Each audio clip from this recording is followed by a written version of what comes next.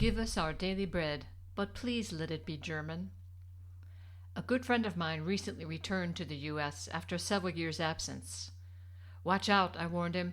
You're going to have reverse culture shock.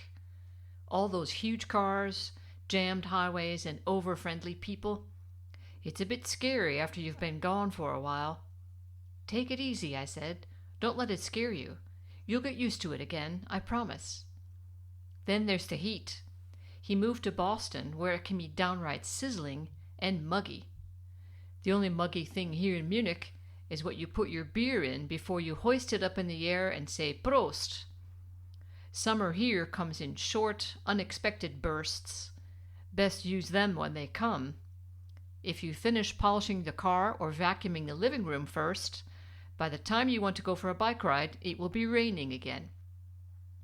So what is the first thing my friend mentions after arriving in Boston? The bread.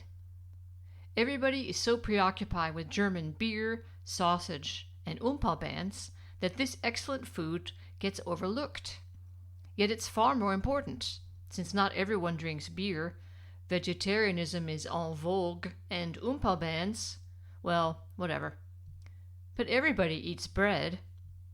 This is the best bread they have, he bemoans, sending a photo of a plastic bag full of brown slices closed off by a twisty. It does say 5-grain bread, but no matter how many greens you put in there, Americans never seem to leave out that one special key ingredient. Except I don't know what it is. All I know is that it makes the bread squishy, so much so that it gives under your teeth when you try to bite into it. It's even possible to leave tooth marks on a sandwich with a gentle bite, the kind a playful cat would give you. This would never happen with German bread. It is so solid that it fights back when you bite into it. Bread here wants to be taken seriously, so grab it with both hands and pay it the attention it deserves.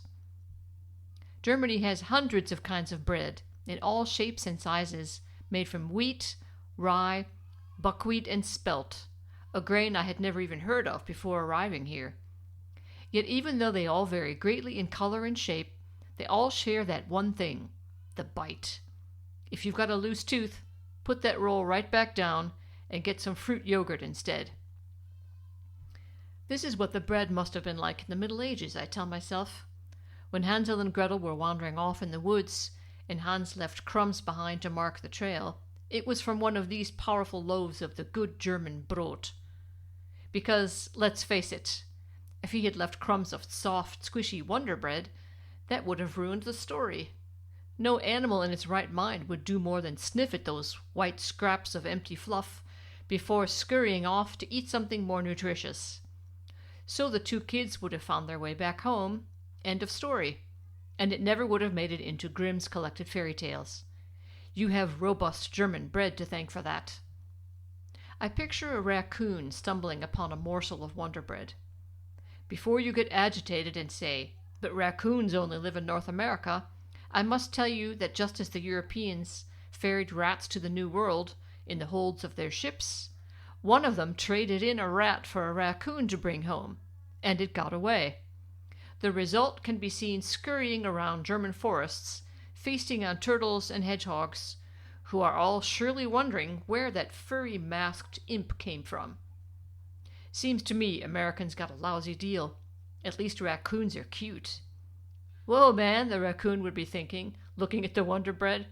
Like I practically bit into that thing. I can't believe what those humans leave lying around. I almost ate it. German bread also differs by region. Woe to the Bavarian who goes to Berlin and asks for a Semmel, hoping to get a roll.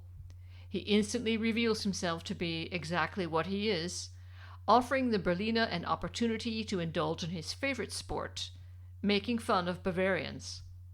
You can't order a Breze or pretzel there either, since they call them Brezeln up north. Such linguistic entanglements make it especially challenging for a foreigner trying out their language skills. The first steps in learning a language include speaking in public, something so utterly terrifying it is hard to describe to someone who has never tried it. The best way to get started is to practice saying the word out loud to yourself several times before using it on a real human, like Semmel or Breze, or in my case, croissant. This will be an easy one, I thought. I knew the word croissant before I came to Germany.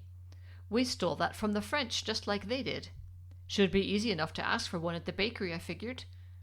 Ein croissant, bitte, I said proudly and loudly. I figured wrong. And when you get it wrong, you're suddenly confronted with not saying 3 well-rehearsed words, but using actual full-length sentences that you didn't think to practice, like, no, the one above that, and it's just to the left of where you're pointing, and it's long and slightly curved.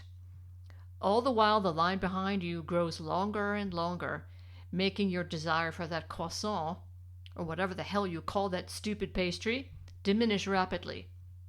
Ach so, says the bakery lady triumphantly, when she finally locates my object of desire. Ein Kissinger. A Kissinger? Really? I take the bag with sweaty hands and smile weakly at the long line of impatient customers in my wake.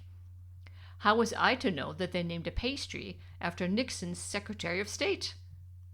But I don't mind. I just have to remember my friend in Boston who has been cut off from his supply of hearty German bread. I'll gladly put up with long explanations at the counter, because I know it's going to be good.